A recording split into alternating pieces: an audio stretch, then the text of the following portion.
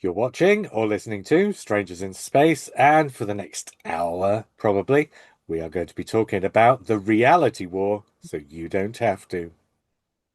Hi, I'm JR. Hi, I'm John. And I'm Matt.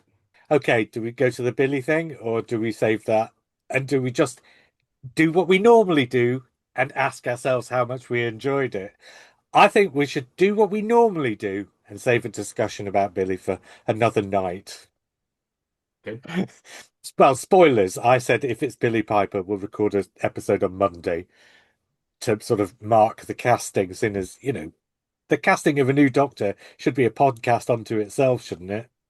On the point at that point, it didn't say as the Doctor on the end credits. It didn't, but we did see the regeneration, John.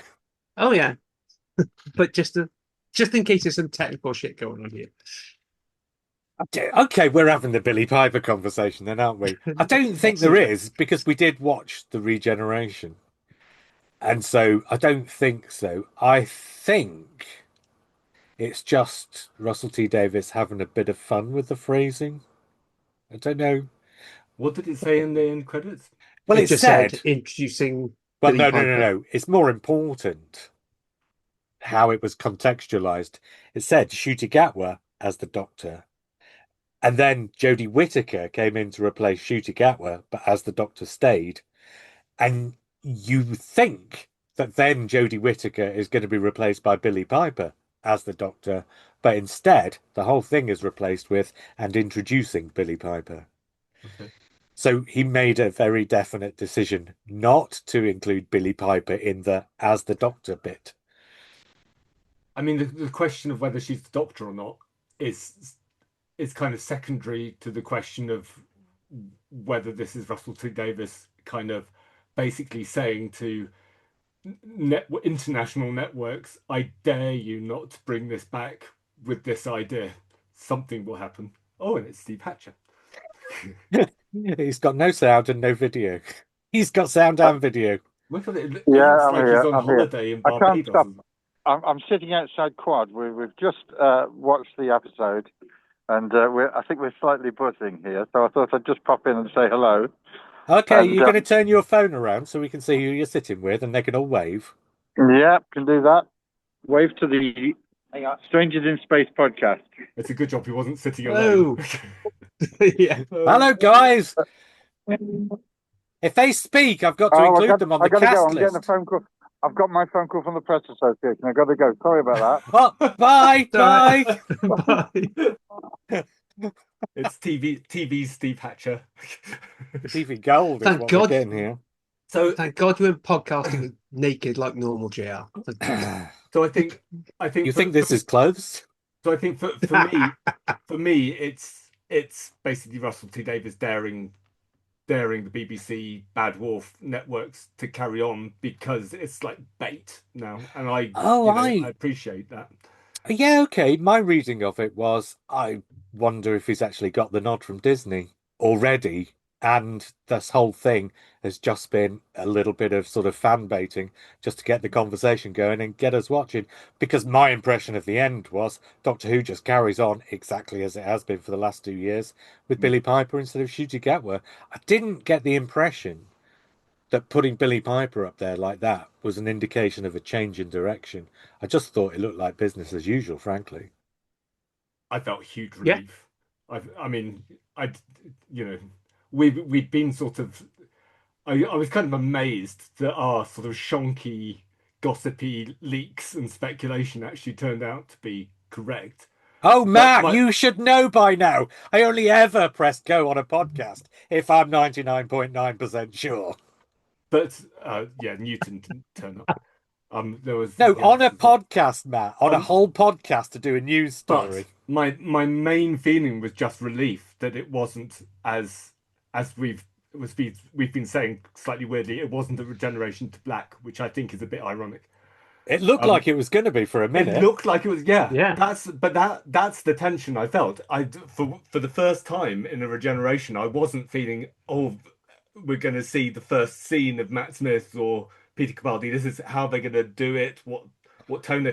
I was watching it thinking, oh my God, I really hope they don't just Yeah. end on this shot. I hope they don't end on this shot. So there was real tension, and it wasn't pleasant tension, but it was, pleasant relief. So I haven't processed Billy Piper because I'm just relieved there was some face Well, at the that's why we're end. doing Cheering. Monday.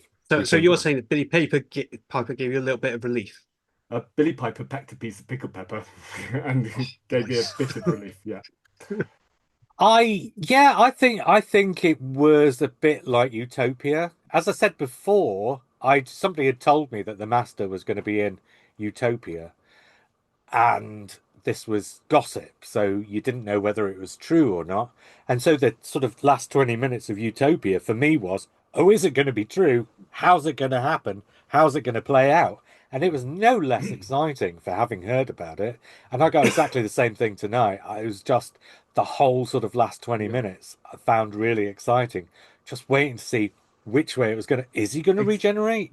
Is he going ex to? Except this time it was kind of existential because this time, because of the buzz about Right, Disney yeah. and about, you know, the latent fan memories of Trial of a Time Lord and that cliffhanger that never happened, fan talk about, him returning to do a speech a bit like Survival, all of those things, that's an existential Oh, worry. yes. And I don't want Doctor Who to go away because I like Doctor Who. Even if it goes away and comes back in 3 years, that's fine. But the idea of putting a sort of pin in it, kind of, I discovered as I was watching this, I didn't want that. And also, it didn't make sense. It just doesn't make sense with Doctor Who to put a pin in it. No, not really, not No, at all. no. The only kind of end Doctor Who has is an ellipsis, a story Yeah. that's ongoing. Because Yeah. I think it was Jim Curry Smith said, it's like Shark. It's perfectly designed as a TV show to just keep going and going and going. The Or it's evolved to whole, be that way. well, the whole episode kind of took on a double meaning, didn't it? Because of all the existential threat that we've been talking about. And to be honest, we don't know if there ever was an existential threat or whether we just conjured this up in our imaginations. And we certainly don't know if Russell T Davies was writing this episode with the idea that the whole thing would feel symbolically like it was a metaphor for an existential threat. Like there were all these story threads that could have led to the end of Doctor Who or something like that, or just, or putting a pin in it in some way. If the Doctor gives up traveling in time to raise a baby, for example, you could take a 20-year break and come back after 20 years. All of these story threads were like, is this what's going Or to happen? or it's because we know little bits about what shooting up was shot and when. So when suddenly Mm. Poppy reappears, so there's a moment there where you think the search for Poppy, that's the plan that Russell C Davies had for the third series. Oh, it's resolved. He's kind Yeah, of just resolved it. maybe. Still don't know if that's right or not. But at that point, I thought, oh my God, Russell T Davies is tying up seasons 3 and 4 in a space of 15 minutes at the end just to get things neat and tidy. You see, though, Oh, I because want to read the I, writer's tale that covers this.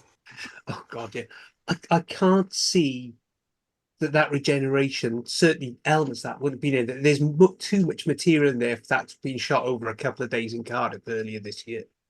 Yeah, Maybe the very ending. yeah. I looked at that and I wasn't sure either way because a lot of it was just in between two locations. One of them, the TARDIS, and the other one, the garden. And we know, for instance, that Peter Capaldi, oh, Steve's back. We know that I'm back. Peter Capaldi shot all of his TARDIS stuff for Flatline in a single day. In fact, in a Hmm. single afternoon, I think. So potentially, a lot of that stuff at the end that was building up to the regeneration could have been just like getting through lots of single takes really quickly He because we don't shot know in the where day, this. but he shot it in the day, but it took another day to squeeze him into that tiny TARDIS. You Oh, Steve's back. But Steve, you watched it in a large group. Multitasking. In a large group, how did they react? Sorry, how Oh, did they react very to the last half hour of the after last half. Omega's been defeated? Well, no, the Omega thing was absolutely right, I think. I mean, obviously, it was a bit of a repeat of the Sutek fiasco of last year, but on the other hand, Omega didn't really matter, did it? It's a shame Shooty couldn't manage to pronounce Omega. The same But way twice. Yeah. yes, Yeah. yes, but never mind. I suppose we'll forgive him that.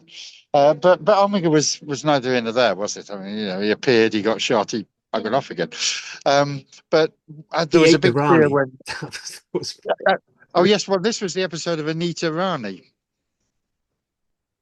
They made the two Ranis joke at the end. Right, Yes. Yeah, Steve, we need to dig yeah. into the substance of this. If you're coming and going, that's going to make it hard. So are you going to stick around, or do you want to I'm give not. us a quick I'm review? not And going. I'm not going to stick around because I'm sat here with the chaps and so sure, on sure. afterwards. So 5 minutes, give us your quick review. Tell us your favourite bits, your least favourite bits. Give it a score out of 10. All right, okay. So I think favourite bits, rather surprisingly, was when Jodie turned up. Wasn't expecting that at all. That was a surprise that didn't come out, did it? No. Very happy Yeah. to see. That's a motorbike. Sorry. Very happy to see regeneration into Billy Piper because that looks to me like a commitment that there's going to be more Doctor Who going forward. It's not at an end like it might have been. Um, Shoot it. Why on earth was he wearing that? I suppose the answer is he was wearing that because it'll look good on Billy as well when she finishes regenerating. But Well, it's a Was sort he of still in the Scottish. kilt? yeah, Yeah. Yes. it struck me about halfway through. Oh, he's wearing something that will look okay on a woman as well. Which was the problem when Jodie regenerated into David Tennant, wasn't it? Which is why his clothes had to regenerate as well. Although, But to there we be are. honest, Steve, we're Hmm. not going to pick up immediately after the regeneration, are we? Because she's by herself. No, probably not. No, no, no. That's probably right. Okay. Well, yeah, but that was true of Tennant as well, wasn't it? Because Well, it we were. was, yeah. So we didn't need No, to, but we didn't. No, no, no, no, no, no, no. Well, those are my favourite bits, I suppose. I was starting to worry when it was looking as if Poppy was actually the Doctor and Belinda's real daughter, but that was resolved as well, wasn't it? So that's all good. Um, yeah, I thought it was this year we got it the right way round. The penultimate episode wasn't as good as the finale, whereas last year the finale was considerably worse than the penultimate episode. So yeah, so I'm pleased with that. As to a how many out of 10, well, here comes the first score of the evening from the BBC's special Doctor Who correspondent, Steve Hoover Hatcher.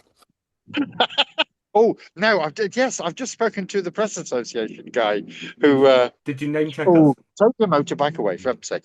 And I mentioned not only the Hoovers in Hooverville, but I mentioned Strangers in Space as well. So we'll see. Yes. We'll see if that makes it. Yeah, all right, 5 okay then. extra listeners. Yep, definitely. Well, this John, if afternoon. only. Yeah. Well, I think BBC News Channel this afternoon. I think there may have been 3 people and a cat watching, but Mhm. it's not They- that. and most of those were me. The score then, Steve. Score out of Sure then. 10. That was the cat. Well, it's 8 or 9, and I think I'm going to be generous. And I'm going to go 9. Fair enough. Good for you, Steve. All right. I'm going Right, to leave you now. bugger off. Yeah, I'll go. We'll see you Talk next to you soon. week. Bye, Steve. Bye. Enjoy Bye. your night. Will do.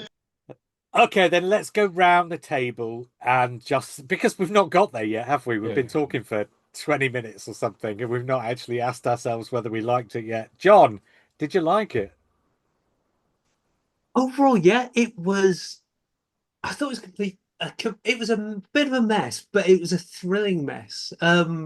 Lots of kind of unexpected moments, lots of odd bits of playing with story, lots of good jokes, and yeah, and I think surprises for pretty much everyone. Yeah. So and yeah, fundamentally, it ends on a hope. It does what Survival does. It end if it was the last episode, it ends on a hopeful note. There's a happy ending for the Doctor, and I think that's absolutely right for the Doctor who's been through therapy. Hmm. So that's kind of like Oh, and I've got to say, it's been a joy was a great last line. But even better yet was, oh, hello, for a first line. yes, That was a perfect moment to end on. Did I That's enjoy that's it? her being bad wolf, isn't it? I don't Almost. think it was as much of a mess as it felt. As it was going, I kept making mental notes. Oh, I'm not sure where this is going, or whether I like it, or whether he's done this a disservice. And every time I made a mental note that I wasn't sure about something, 10 minutes later, it was addressed and resolved. And I was like, well, he knew he was going to address it and resolve it, so he's done that deliberately. I think it's probably one of RTD's best episodes, frankly. I find it an inversion of last year's deliberately. Last year was all Yeah, about yeah. death. This was about life. So that was really satisfying. Matt, how about you? What did you think? Um, I think it held together. I think you're right. It held together logically. I think it still felt a little bit chaotic anyway Yeah, because of the nature of reality and different realities. but And chaos is fun, isn't it? I don't- at at times it's difficult to untangle the kind of the desire to see the end when you know something's coming Yes. from, having a long conversation with Belinda about motherhood and you just kind of want to get him back into the TARDIS to see what happens next. So there's kind of an impatience that in fosters, which I was guilty of, but I think that's a sort of a that could be seen as a failing in the writing I because it don't sort of know. slows Yeah. down. I think But doesn't when that they increase the tension? eh, yeah, but it increases the tension with a scene where you've already got the point. I don't think it was as strong. I didn't enjoy it as much as the penultimate this time. Oh, really? Um, Yeah. I I don't think I enjoyed it as much as the last episode of last season, but I quite enjoyed the last episode of the last season. I thought it was a good. I thought it was about as good an ending as you could make of all the threads that Russell T Davies had been kind of teasing out of whatever. In fact, Um, he even has used the last couple of episodes to tease stuff up for next year or next series, 2 years, whenever it turns out that that will be. I think this was definitely teeing some stuff up for the next series of Doctor oh Who. yeah, yeah. So every time they Hmm. did that, I felt relief. Mm. I Like think the whole. So let's do that, shall we? Just for a few seconds, so okay, that people know what we're talking about in case they missed it. But he talked about. I don't think he name checked it, but he talked again about the salt at the end of the universe is what gave rise to the Pantheon, and something needs to be done about it. That was made. It wasn't absolutely 100%, clear, but I think it was fairly clear that the intent of those conversations was to tee up the fact that there's going to be some kind of a showdown between a Doctor, and the Pantheon at some point. I think it's teeing up a return of the Toymaker at some stage. That's what it felt like to me. So that was definitely still on the table.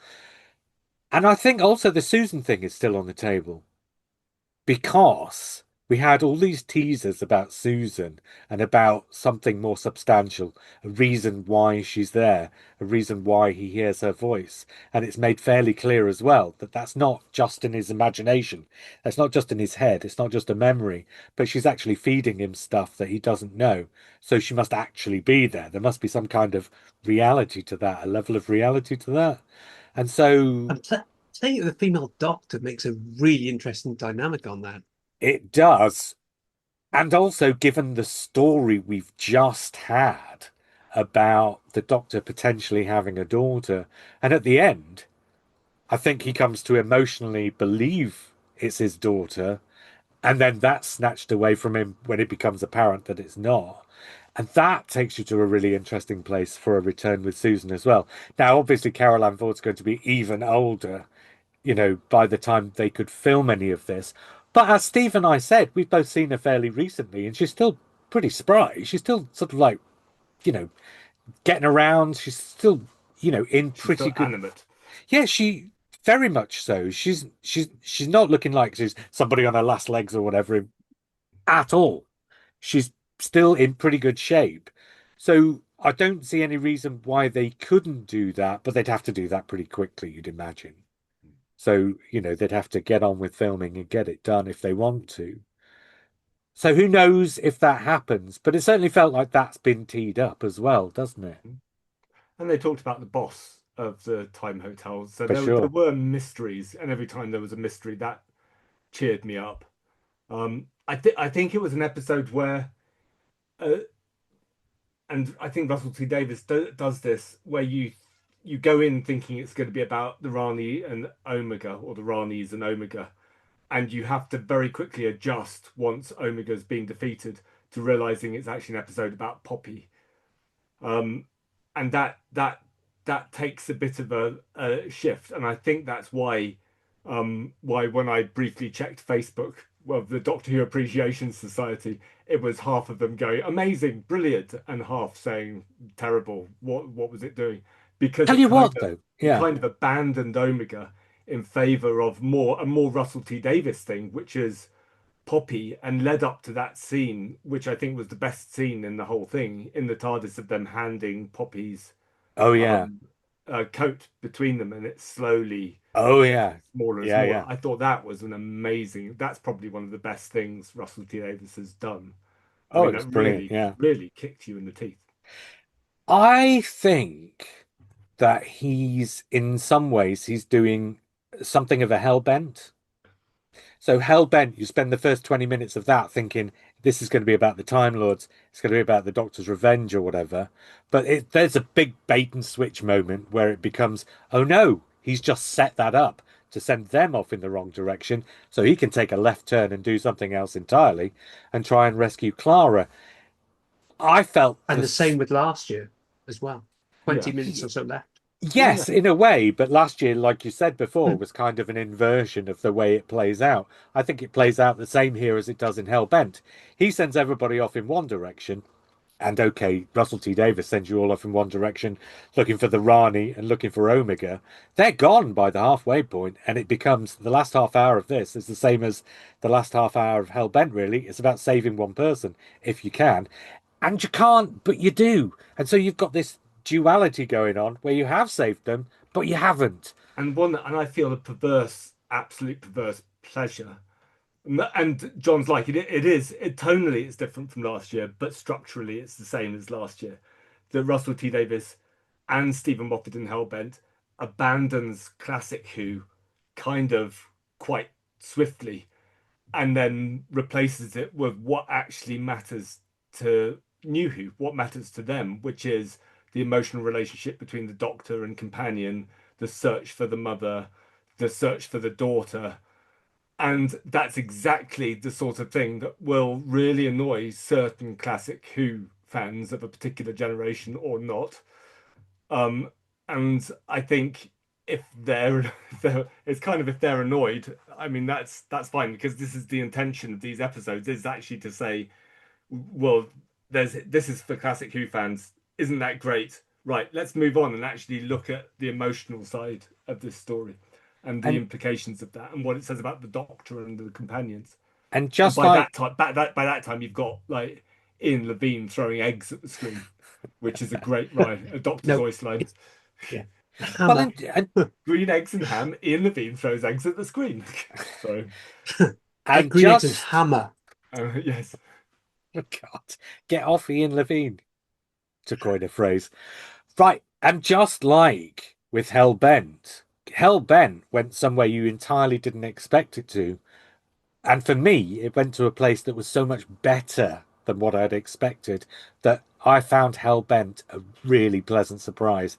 And I've seen it a bunch more times, and I like it even more every time I rewatch it. Last year, Russell T Davies essentially did that with the final episode, but I thought he took it to a much less interesting place and a much less thematically consistent place, and he didn't tie up the loose ends satisfactorily, I don't think. So last year, I thought he took it to a different place, but it was disappointing.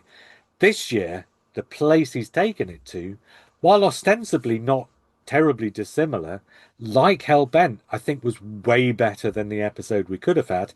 And so I find that entire last half an hour for me was a really pleasant surprise because it was Russell T Davies doing the thing that I often hate him doing, but doing it in such a way that I really enjoyed it and was really sort of on board with the character beats and stuff. It's almost, I it's think it's almost, a lot. Go on. sorry, go on, John. Yeah, go on, John. No, I was going to say largely, and Russell James often said this. Stephen Moffat writes families well. I think that last half hour is Russell T Davies almost trying to do a Moffat. Oh, totally. I totally think so. I think he's done. I mean, I think RTD2, the sort of underlying thing of RTD2 has been here I'm doing a bit of Chibnall, here I'm doing a bit of Moffat, and so on and so forth. All the things that Russell T Davies has learned from watching the other two, and they learned from him too. But we got to see them after they'd seen what he did. So we saw them at a point where they'd learned from him. Now we get to see him at a point at which he's learned from them. And so it might not be that it makes him a better writer, but it just means that he goes to different places where he didn't really go before. And so I think I said it last week, wasn't I? That previously Russell T Davies generally, he'll take a companion and he'll give you the older generations of their family. This is the first time Russell T Davies has had kids in Doctor Who, isn't it? And you've got two in the same story. And not only that, but one of them is the child of the companion, except not really, but really, because Russell T Davies has sort of conquered that duality as well. Poppy is not the sort of born child of Belinda, but she becomes her child because the kink in the reality has put the two of them together. Well, both of I his see that. companions end up with children, effectively. Well, yeah, It's what I absolutely. But it's what I liked about the idea of Conrad's will, because you're thinking it is a fascist utopia, and to an extent it is, but the twist that he wants everyone to be happy, and that's Belinda's idea of happiness. She gets a happy ending. Yeah. And do you know what? I don't think that's remotely inconsistent with him because No, the whole point of his not. character, the whole point of that way of thinking is that if you think things are more simple, more black and white, that will make everybody happier because they've got less to deal with. And of course, the real world isn't like that. But only by an extension of that is, our reality where it's like whoever you are, whatever you are, just get on with being that thing and have a happy life. So it's only a It's the sort of, world is not a simple place, essentially. yeah. And so let it not be a simple place, but you still end up with the same wish that everybody's happy, right? But everybody gets to choose their own happiness rather than having it foisted upon them. And that's the difference, I guess, between reform and Yeah, it, sort of left-wing parties or whatever. yeah, exactly that. The right wing party of Reform tell they, and you saw it with Jenrick this week with his fear dodging thing. They prey on the petty grievances and make things they blow those up into fires where they can. And yeah, life is more complicated than that. It's not as simplistic as going, you can do this, you can do that. But they pretend it can be. So I And Hmm. think it's genuinely under the surface a really fiercely political episode of Doctor Who, as Oh, we yeah, said yeah. last week. at the risk of offending an absent Steve Hatcher, it's a far left and far right thing. Because again, it's a Piers Corbyn as much as a Farage thing Yes, going to on. an extent. Hmm. The centre left, I think, where is the church for people to be who they are, right? Broadchurch bit, yeah. Yeah, yeah. But yes, I think the overall point is I think Russell T Davies has come back with politics and he's sown it through the last 3 years of Doctor Who, sort of gradually at first, but increasingly as it's gone on. And yeah, like John says, this is a political episode, but it's a political episode that doesn't ram party politics and names of types of politics down your throat, but just gives you a political situation and says, right, here are two types of political situation. Which one do you think is best? So I think actually, after all the ones that have ostensibly been about, you know, various types of politics, here he's done it and he's just sewn it into the story in a way But that doesn't make it particularly obvious, but it's there But it's underlying con it all. if you it's take it across the season, yes, it is, I think. I mean, From Robot Revolution on. it's Go presenting on, the man. complexities of what reality is. So I think Russell T Davies recognizes that the real world is a complex place and that people are complex beings and beliefs are complex things. And I think there hasn't been anything really black and white in this season, it's all been sort of a lot more ambiguous, a lot more sort of fuzzy in terms of morality, which I really like. I mean, there Of haven't been Daleks, for instance, and I no. think I think the effect of not having Daleks, which are generally sort of unambiguously like villains. I mean, even the Rani is sort of ambiguous in this episode. Oh, for sure. She's not that murderous, and even well, not Omega. Omega's the one thing in this. So I again defend the final episode of last year because I think Sutek's quest for the truth ties in with the Ruby's mother reveal. Because he's sort of desperate, as far as I can remember, he's believing that the identity of her mother is some sort of like universe shaping secret fact, and so he's sort of cracking through reality to try and find it. And it turns out that her mother is a perfectly normal person, and that tied Sutek with the story in a way that I quite liked. I think Omega is a sort of red herring in this story. The Rani's tied in with the story because that's about reality and it's about her quest, and that's about what reality is, and it's about creating life, which they presented the Rani as being. But I think there's a Omega's logical through line, isn't there? Omega's different in this. I think Omega's basically turns out to be an empty corpse, which is just Oh a yeah. presence to appear and back. And I'm not saying that as a criticism. Um, I think that's probably quite a good thing because they dispense of him. I think it's going to wind people quite a few people Oh up. no, but thematically, Omega really works Brilliant. because Omega is the anti-Poppy. Omega is the man who has died and who they've resurrected but can't hold. Poppy is the girl who He's the does leave, yeah. live, but they've resurrected her in an entirely different way. They brought her brought her to this planet where she's not supposed to be, and given her a family who she's not supposed to have. And then they've made that real. So with Omega, they can't make it real because he's Yeah, dead. With Poppy, they can make it real because she's alive. which And is then, good. So yeah, Omega has a point as an object, but yeah, not as a character. no. So he becomes this kind of mythic red herring, which I think is interesting in itself.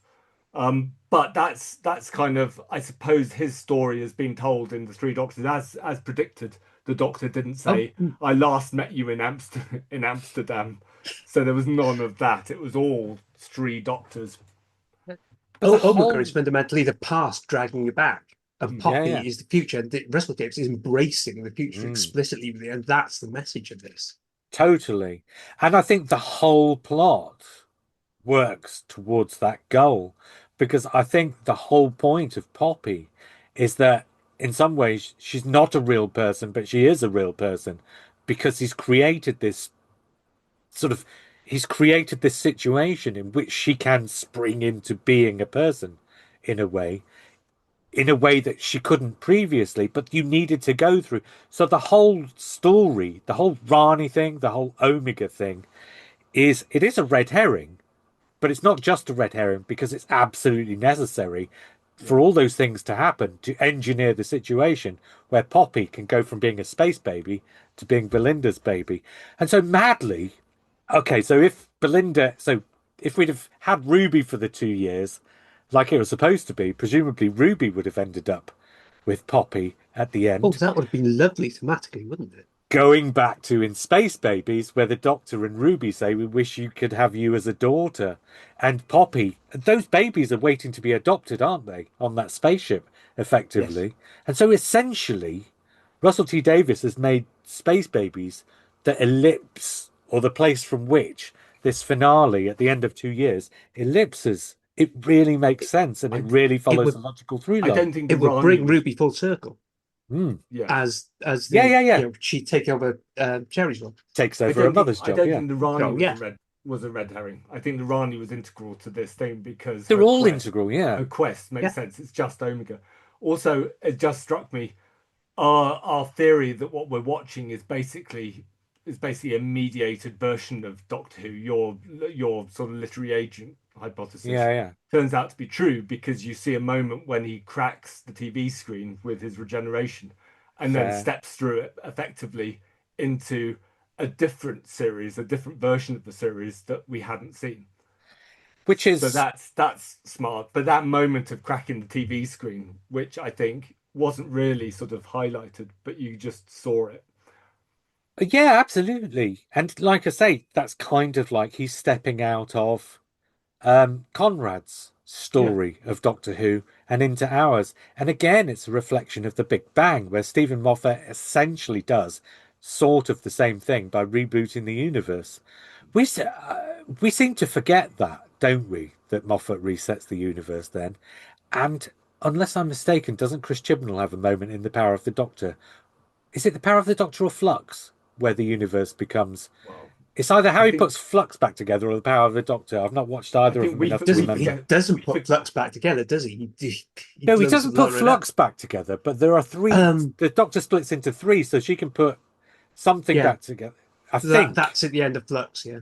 Yeah, I think this is basically the third rebooting of the yeah. universe, I think and we each forget it. showrunner does their own version. Yeah, we forget it because the showrunner forgets it quite quickly For sure, after a time, Hmm. and because that's It's sort of it's what story is important at the moment. yeah. it's basically a way of just giving Doctor Who a mild reset so that you can Mhm. carry on telling stories without getting weighed down by the previous stories.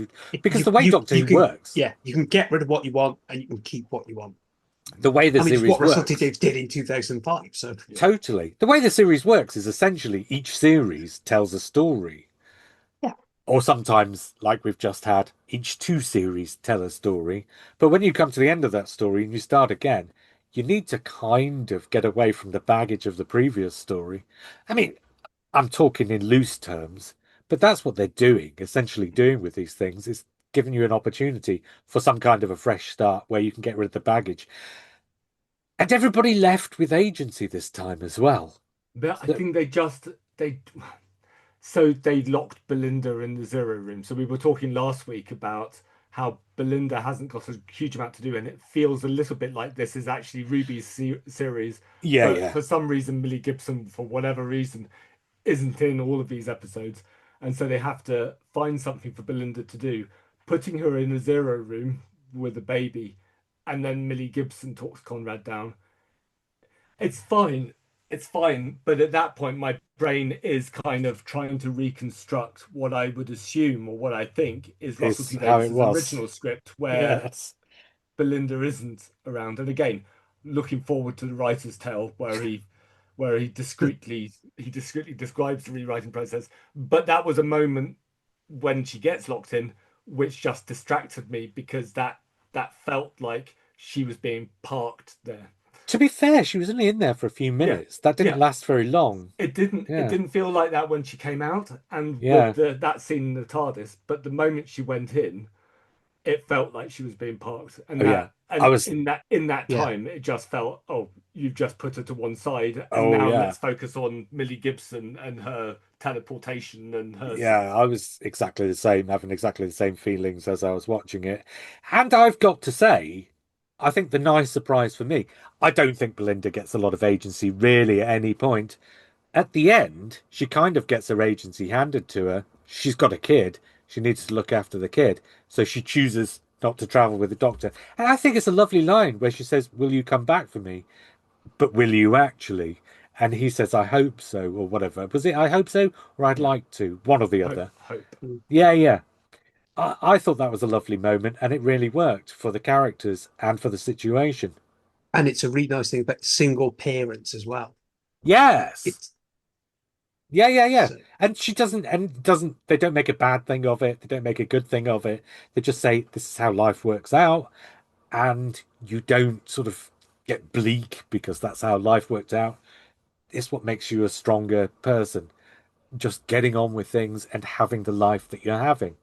And I've got to say, I thought, considering that we reckoned that this was a story for one companion that accidentally got sort of split across two companions, generally speaking, I thought they did a good job of disguising that and not necessarily finding things for them to do, but finding ways to keep them constant in the story without it necessarily seeming like they were getting stuck somewhere. yeah. Well, three companions technically, because obviously you had the returning from Joy to the World. Yes. She did get parked a bit. She had some lovely scenes at the She did. start. Then she got Well, parked. the timer hotel was a thing that didn't get leaked. That was the genuine because I remember last Yeah. week we were speculating how Yeah. is he going to get out of this one, and actually the time hotel turns up. Oh, I most of quite our like that. That was speculation cool. was wrong, and Yeah. I'm happy when that happens if it's better than I expected. Yeah, And this time it was, so all of that was good. As soon as the Yeah. time Time hotel's hotel, already there. Use it. as soon as the time hotel, and again that plays into he's doing a Stephen Moffat, doesn't it? So Yes. very much so. And again, when that turned up, I thought, oh, all bets are off as to how this resolves itself. But that's actually a refreshing moment because that means that all your anticipation, all your expectation, all the things you thought might happen, you can just park those because they're not going to happen. And now you can just watch a story. So that was actually a nice moment, I think. I still don't think Yeah. the ending. So those end those the series of ending scenes. I don't think they quite they worked emotionally for me, but there was something about the Doctor. He's in unit, he's in the TARDIS, then he's in the garden, then he's in the house, then the garden, then the TARDIS. There's something about something slightly felt like the end of time for me. That Yeah, kind of yeah. long, Yeah. interminable scene of it wasn't quite as indulgent as the David Tennant final scenes, I actually liked it. but it felt a little bit drawn out to me.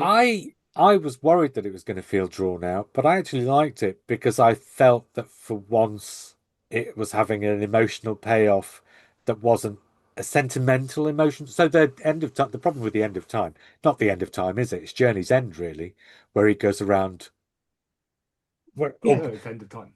no, the End end of of time time is is the one where he companions. goes to Yeah. them, but Journey's End is when Yeah. you've got the. I think Like, the dropping everybody off at the end of Journey's End is more interminable than the end of time. But I guess that's a matter of taste. but having said that, the Doctor's farewells have But just to always finish my been these point, kind of John, sorry. protracted ones since Tennant. Yeah, go on. Yeah. I was just going to say that's saying goodbye to a bunch of people in a very direct, straightforward, sentimental way. Yeah. And that's why I don't think it holds up so much. But this wasn't a series of saying goodbyes to people. This was a progression of a character because David Tennant knows he's regenerating. But actually, what Shooty Gat was going through is losing a daughter, and he doesn't know he's going to lose the daughter. So I felt like the character's progressing through those scenes. So maybe what I And think it is is self-indulgent, I so think. maybe what I think is Yeah, less. with Peter Capaldi, they gave him a whole episode of him trying to resolve something whilst he's knows that he's about to regenerate.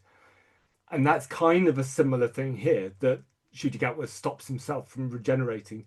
Maybe this is a missing Christmas special for me. That there is a Christmas special of his hunt for Poppy, and Maybe. during which he knows he's on a time limit of regenerating. So maybe Although essentially, I think that's as what these we things were always watching. happen, always as these things always work out, it felt a little bit protracted. But maybe that's because it was actually a whole episode's worth of It's two story episodes in one to a certain contracted. degree. Yeah, yeah. Oh, Yeah. it did. It felt like two episodes, this. Yeah, so maybe I wanted to see that as, and maybe again, maybe that was in half an intention is to do a Christmas special of Shooty Gatwa searching for Poppy. So the episode ends with him Or, going, or as you "I'm said, going to another season. I'm going to find Poppy and into the TARDIS, and then Christmas special regeneration or another season regeneration."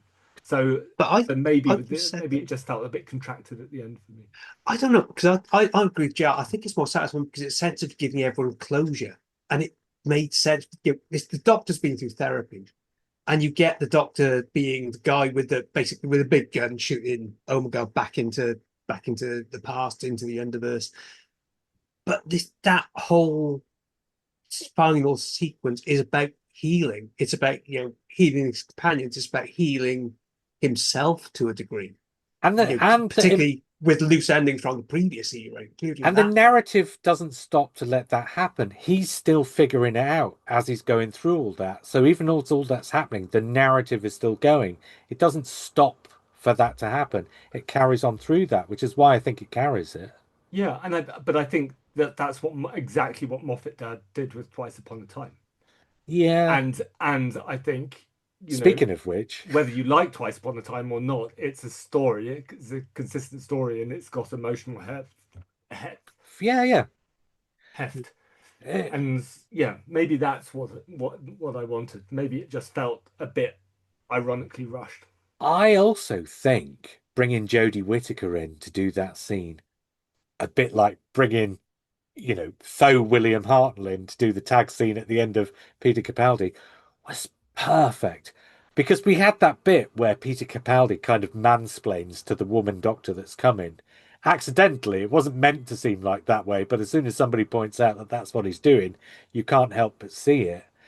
And she gets to do it in reverse here for Shooty Gatwa. And, and this was, John, was it you that said, oh, it's going to look like every time the Doctor turns into a woman, it has to be a blonde one?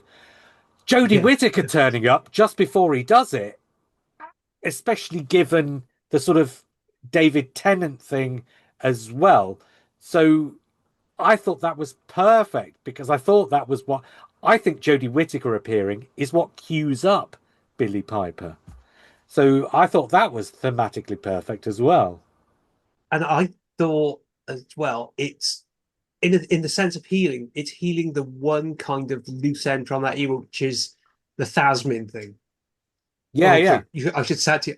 And so that's the one beat that Chibnall didn't play that you thought maybe he should have in the Power of the Doctor, just on that end, that last ending. It needed a little bit more.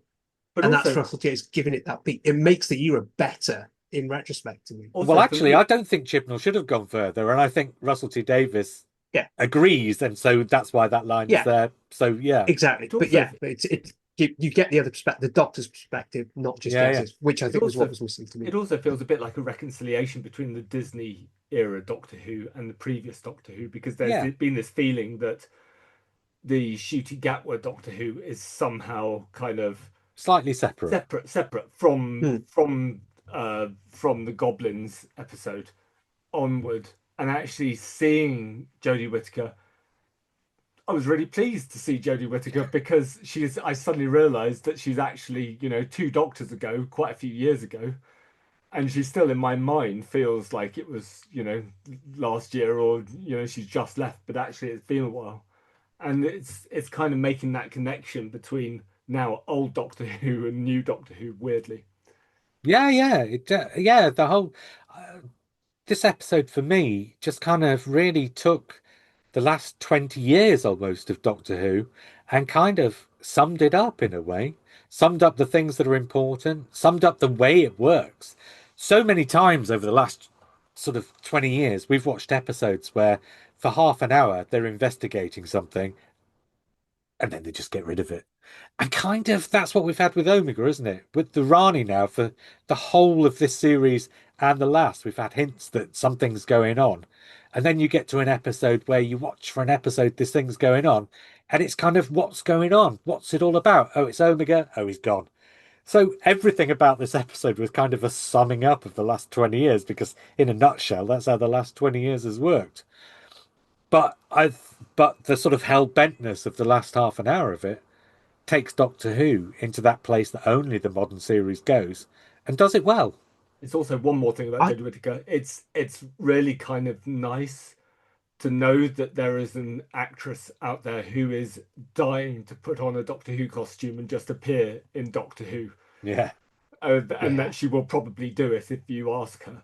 And Oh, she she's not said like, that. She has but said so. yeah, I'm checking this on whatever, and she's in Big Finish next month, obviously as and well. it's So nice, and it's not, and that is nice. I mean, it's fine being Peter Capaldi and saying I'm never going to play Doctor Who in the sort of Tom Baker until he gets into his 90s and he records 27,000 big finishes just to sort of earn the money. But that's fine. But there's something nice about an actor or an actress who's so likes the role that they'd want to come back.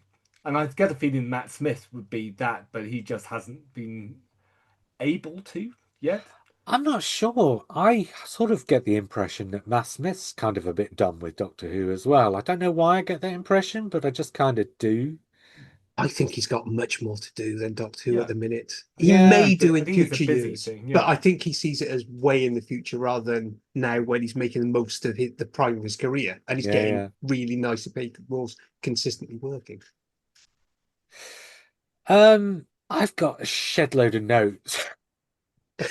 I've Get got the what are you doing, JR? What I was just I jotted down about 15, about a dozen, maybe 15 bullet points. I think we've basically gone over most of them, but there are a few things I'd like to bring up in passing. And also, I've got the list from when we recorded our preview episode, although I think we've basically gone through more or less the whole of that list anyway. Uh, so there's a handful. Should we just go through a few of these things and we'll just okay. toss them out and have 20 seconds? TARDIS, essentially, that's where we thought it was. It Yeah, was kind of Yep. essentially the same thing as in Last of the Time Lords, where the TARDIS is kind of a paradox thing holding the whole thing together. So I think that's basically what we thought. And the bone creatures we the Jell talked Guards. about we talked about the pretend that they were probably something to do with the underverse that was leaking through, right? Kind of the sort of 21st century equivalent of the gel guards. And essentially that's what they turned out to be. It's exactly what they are. It wasn't the Gel Guards? They were described as antibodies Well, yeah, they do destroying it here Yeah. too. something. If I can remember the Three Doctors, and that's exactly it. It's just the Well, bone the gel guards creatures. were created by Omega. Yeah, So yeah, these weren't. These are just a right. function of Yeah, the so a kingdom. version of that, Well, but much cooler looking. I think they're basically the gel guards, and it's the one nod of the head to Oh yeah. Arc of And you could Infinity see that they're bones.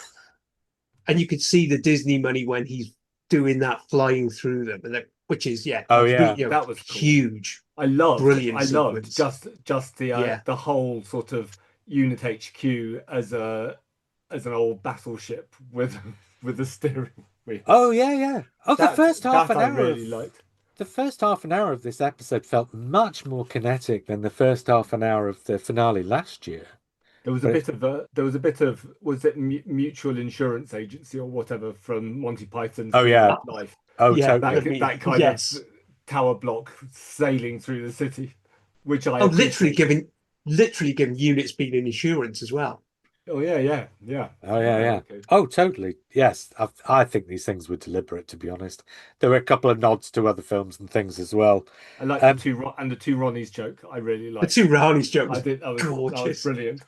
And Anita Dobson was really good. I she thought she was was. very good. I mean, Oh, really both of funny them in this. were. I think Yeah, really good. yeah. And And also, the and this Rani is getting eaten. Gorgeous. It's like, that what? was brilliant. Yeah, yeah. Oh yeah, I love that. And here's something that I've heard on podcasts all week. She's not behaving remotely like the Rani. I am like every time the Rani turns up in Doctor Who, she is harvesting something from the minds of human beings, right? She's doing that in Mark of the Rani. She's essentially doing that in Time of the Rani. And that's exactly what she's doing here. She's harvesting something from the minds of human beings. How much more Rani and less Master could she possibly be before people actually say, oh, yeah. But It's like I said nevertheless, last week. Russell Dave said she's a scientist. She's in a world of magic.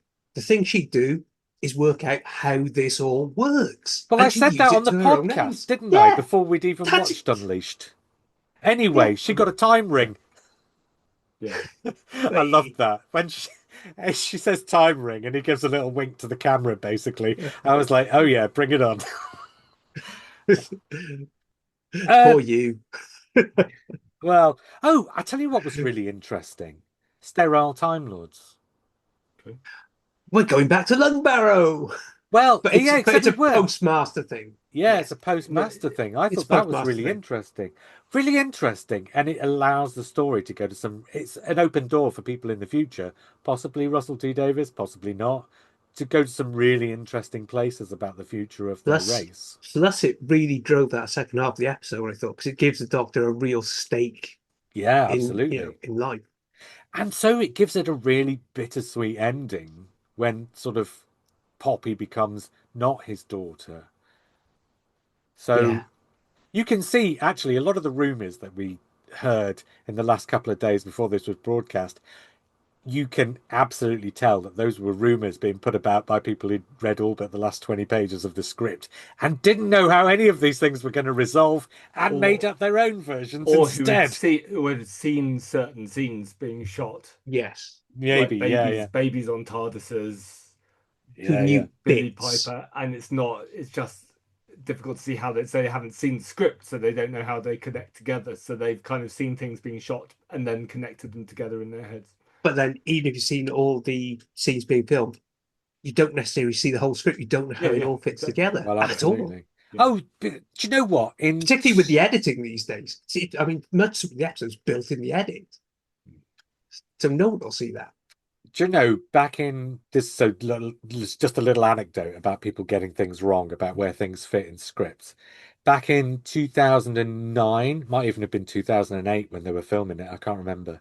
On Gallifrey Base, somebody posted that there'd been Billy Piper had been sighted shooting some footage with David Tennant for what would turn out to be the end of time. And I said, oh, clearly that's going to be a tag scene right at the very end where he meets her before she meets the Eccleston Doctor. And everybody on that forum said, no, it's described as scene 55-8. It couldn't possibly come at the end of the episode. I was like, where else does it fucking go? Where's the scenes 55 go? They're not going to be right at the start, are they? For God's But do you know what I sake. mean? It was like they insisted that it couldn't possibly be the last thing in the episode because, that It's didn't not, it's fit. the logical one. She's Oh, going to be the last one. absolutely. But then no, but nobody knew that that was how the episode was going to end, did they? With the doctor going around saying goodbye to everybody. No. So I said, clearly this is going to be the end of the episode where he goes round and says goodbye to everybody, like at the end of Journey's End. And they were like, no, the scene numbers don't add up. And I was like, oh, the scene numbers might so this is why I'm giving the example. Stop looking at the scene numbers and look at the content of the scene, right? The content of the scene is more important than a number somewhere. But I guess so. All right, a couple of other nods to films. We've got, I mean, Inception clearly is obviously partly responsible for the last half an hour. He's seen Inception and he's not doing an Inception, but clearly, like your thing with the breaking of the television screen, Matt, there's an Inception thing going on there. Jurassic Park. There's a nod to Jurassic Park. The line that Sam Neill says, life will find a way. They basically Yes. do that scene, don't they? And I'm And like, again, perfect thematic fit. yeah, yeah, absolutely. I don't know. I've got other notes, but I think we've mostly done most of them. Oh, I tell you one thing that I sort of noticed at one point as well was that I think part of the inspiration for Poppy 2 was River Song, because with River Song, we see the baby get taken from the parents and then they grow up in the wrong order with each other. That's not exactly what Russell T Davies is doing here, but you can imagine that he looked at River Song and said, oh, there's another way of doing that. And this is what he came up with. So I Is wonder if that that was. is he doing the beats he didn't think worked for whatever reason, or he found it unsatisfying? And is he No, I don't think that's necessary. retelling them, resewing them into the universe in a different way? No, I don't think that's how it works. I mean, possibly, but I don't think that's how it works. I think so this is how my mind always goes. If you read the first chapter of a book, you can picture where that book goes, and then the author will take that story somewhere else instead. But in your mind, the story of where you thought it was going to go lives on. I think Russell T Davies just looks at River Song, and in his mind, there's a version of that story that then he gets chance now that he's come back to put on screen. Um, Zero Room, Time Ring, Look Zero like Room. one of the anechoic chambers. Yeah, yeah. There were lots of nods, and I thought they all worked really nicely because if you knew, you knew, and if you didn't, they explained it, or it was in the name, and they didn't need to explain it, so it worked fine. Um, uh, One of the standout moments in the entire episode for me is at the end of the story when Ncuti Gatwa looks at, I think it's Belinda at that point, and says, I always win. And he says it with such a sense of irony. because he's saying that yes, he always does defeat the baddies, but in the end, at that moment, what's in his heart is the fact that he wants to be the father of that baby, but he can't be. So that moment comes with such a beautiful sense of irony. I think he wins by healing is the difference. He doesn't win by, as I said, by firing that ray gun. That's, I think, a quite different way of doing Doctor Who, particularly from Russell. There's so much in that line and in the delivery of that Yeah. line. He doesn't say it with triumph. He says it with broken triumph. You know, there is triumph And there, but there's other things there too. where he's at, I think he's been terrific this whole season. And that last half, that really, Russell does usually give the doctors a chance to stretch their acting muscles, and I think that's what he did that last half hour with Shooty. Totally, because I've not been sold on Shooty. It's felt very performative to me and not like a person, but like a characterization. And in the I thought last half an hour, first season, yeah. Second half, I've been, yeah, so totally, well, definitely by the end of this episode, yeah, he was being a absolutely. person rather than a characteristic. Um, Another little nod to Doctor Who's past that I think again is another example of Russell T Davies looking at something that one of his predecessors did and having that, oh, what if you did it like this? Anita going through the Doctor's past timelines. That's Clara, isn't it? In the name of the Doctor. Yeah, So you oh, that get was to see a funny. bit of Day of the Daleks, wasn't it? And a couple of other things. Oh, her the way she was like almost she was sad because she knew she'd read him wrong over that year. That was lovely. That was almost heartbreaking, I thought. But it's worked out well. Still, It was Oh, really and nice to see her, to Jonathan be Groff honest. came back gorgeous. again. Sorry? Jonathan Groff came back again. I was going to say So that's on my notes as just well. In a flashback, yeah. but you did get to see him, Hmm. which is basically what we said last week, isn't it? There'll be a Yeah. tiny little bit more Jonathan Groff, but nothing substantial. He won't be in the story, as it were, in the narrative, but there'll be a nod of the head to him. And there was. I He's got his think Big Finish series lined up, let's face it. I don't think he needs it, does he? I Hmm. don't know. You never Oh, know. 20 years. in fact, there was another nod to the Big Bang, wasn't there? The way the Big Bang ends is Amy Pond remembering. And because she's remembering rather than imagining, that means the things that she remembered must be real. And that's how you get the Doctor back. And in here, there's a moment like that. And I think it's Belinda, is it? It says if I remember it, then it's true. Yes. And I'm not sure that's quoting exactly, but it's certainly paraphrasing something from the end of the Big Bang, isn't it? So again, Yeah. Because I was going, because I think the lovely thing about that kind of that last half hour, for that first few, you're not sure what's real. Was Belinda, what's her reality? yeah, And she yeah. finds that reality. Yeah, I think, like I said, I think this episode kind of sums up the last 20 years of Doctor Who. But somehow, Russell T Davies, the guy responsible for Journey's End, and I don't know, you choose which ones you think work and which ones don't. But do you know what I mean?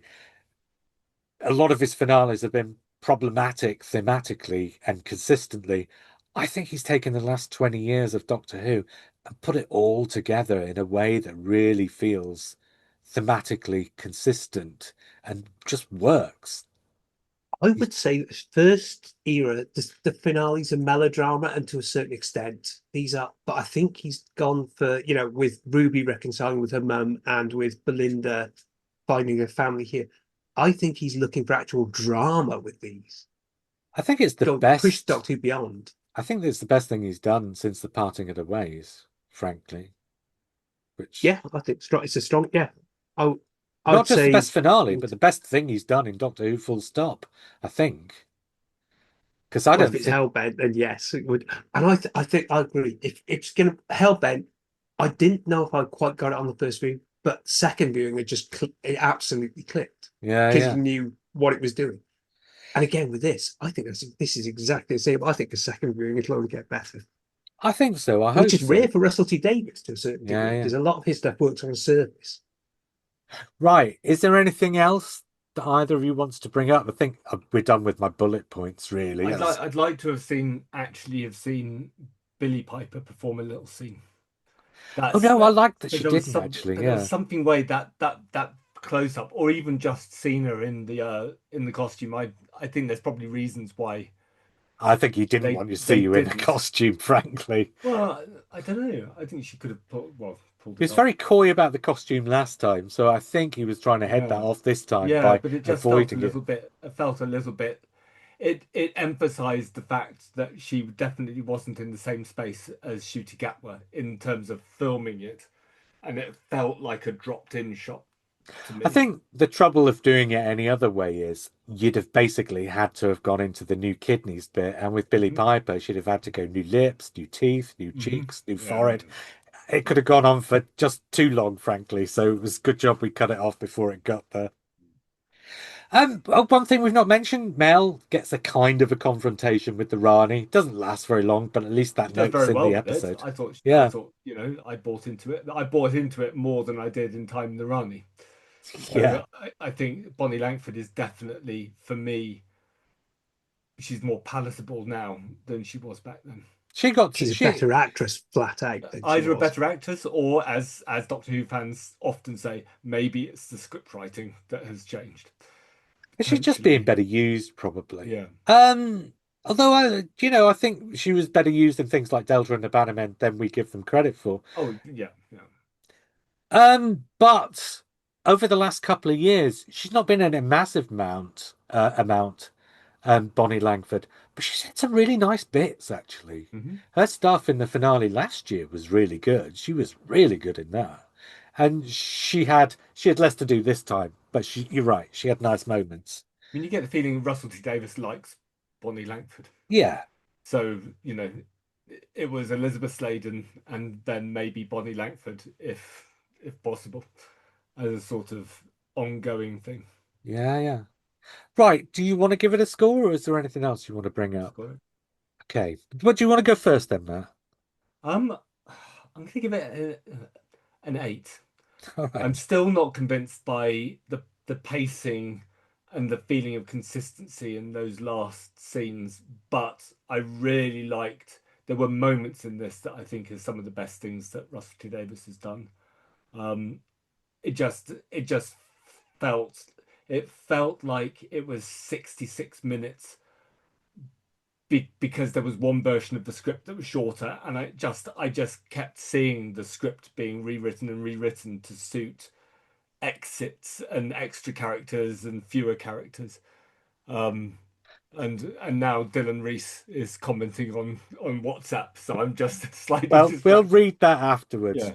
For me, the pacing and the forward motion of the last half an hour just felt exactly the same as it did in Hellbent. It felt like it was going places, but it was doing it in a way that you weren't used to, and I really liked that. And I think this is the best thing Russell T Davies has done since the parting of the ways, and I'm giving it a 10. Before we get to John, just because Dylan's just released a press Are release you spoiling the moment? from Russell T Davies. Talking about the surprise twist, Russell T Davies adds, Billy once changed the whole of television back in 2005. Now she's done it again. It's an honor and a hoot to welcome her back to the TARDIS, but quite how and why and who is a story yet to be told. Oh, After 62 years, the Doctor's adventures are only just beginning. So in this press release, and then there's a statement from Billy Piper, it doesn't say in the press release that she is the Doctor in that. So I think they're keeping the mystery going. I hope she is. I mean, And we I think saw she the is. regeneration, Yeah. right? So So, she's going to be some sort of version of the Doctor. yeah, Um, but I this think is they're just keeping the mystery going. this is so Russell T Davies. It's But like it's fine. I mean, putting a apart from mystery where there apart is no from some mystery. elements of fandom, he did keep Billy Piper's mystery a secret until Steve Hatcher revealed it on BBC News this afternoon. So anyway, sorry. John, let's get back to what we were doing. Give this one a score.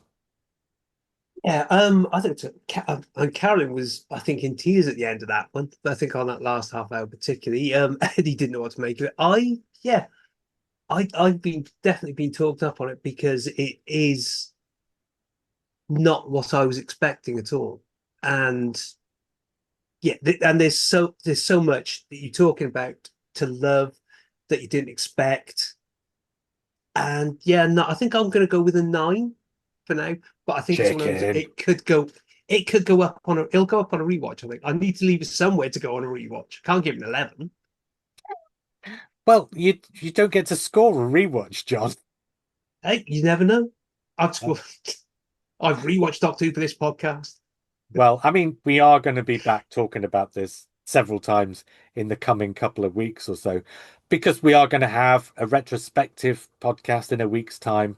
A fortnight after that, we're going to have our listeners' poll, which is going to go up tomorrow on Sunday on Facebook and probably on a few other places because not everybody's doing things on Facebook these days. And we're going to, in a couple of days, we'll have a more considered opinion about the Billy Piper situation. So we'll come back for half an hour and do that. And by which time the dust will have settled a bit and we'll have a bit more time to consider what they're saying about it too. But she's the Doctor, isn't she? We saw the regeneration. Until any of those things happen, I was JR, I was John. I was Matt. and we will speak again soon.